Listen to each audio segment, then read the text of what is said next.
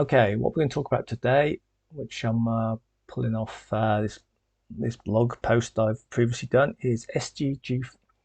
Can't say it. SDG4, which stands for Sustainable Development Goal 4, using direct-to-handset satellite.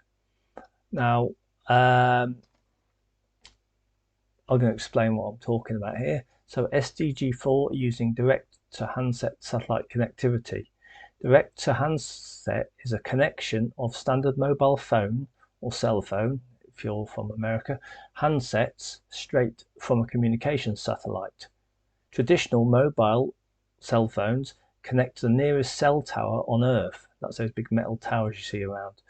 These towers only have a relatively short distance communications coverage, so there are many of them within a relatively local area. What is SDG4? SDG4 is short for Sustainable Development Goal 4. SDG4 is one of 17 goals set by the United Nations, also known as the UN, in 2015, with the aim to achieve them by 2030. The aim of SDG4 is to ensure that all children and youths have access to quality education. Although access to education worldwide has improved over the last 6 decades, millions still can't access it. Direct-to-handset communication via satellite offers a way to help address the challenge. Traditional mobile cell phone connectivity is uneconomic to implement in remote areas of the world. One reason is because of the costs associated with what is known as the backhaul. Backhaul is how the cell tower is connected to the rest of the network. Backhaul via fiber optic links isn't feasible due to remote locations of local populations. Another backhaul technology used in traditional cellular networks is satellite or microwave links. This can solve the backhaul issue, but there is a second issue. The second issue is financial.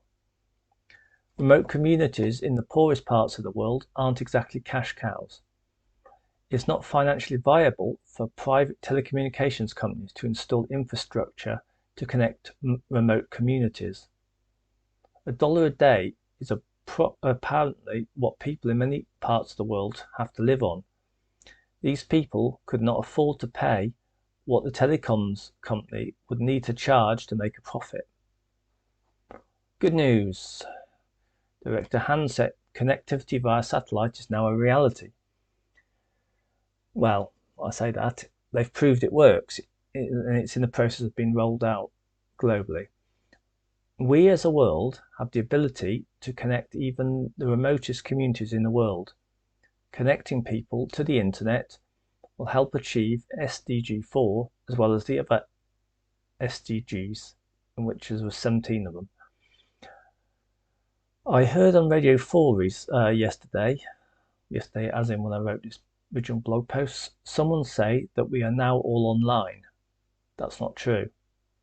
It is estimated that there are 2.7 billion people still not connected to the internet.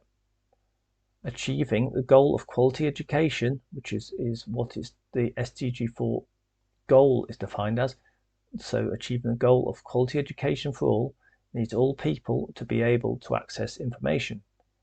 Internet connectivity and UN Sustainable Goal 4 go hand in hand in helping meet the 2030 target. SDG4 using direct-to-handset can help achieve this. Okay, so basically what I'm saying in this blog post is that now that we've got this new technology coming forward where you can use a standard mobile phone handset and it rather than connecting to a local cell tower, it's connecting to the satellite in space, which is in low Earth orbit. By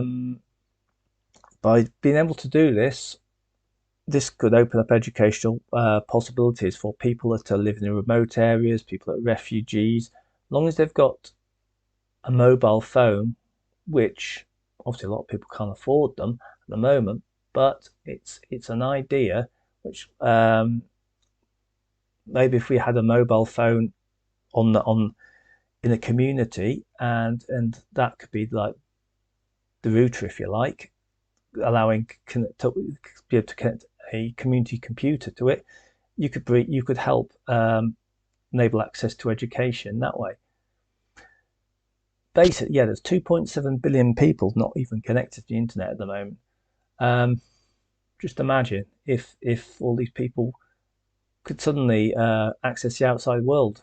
It wouldn't not only benefit their education, it would offer opportunities, new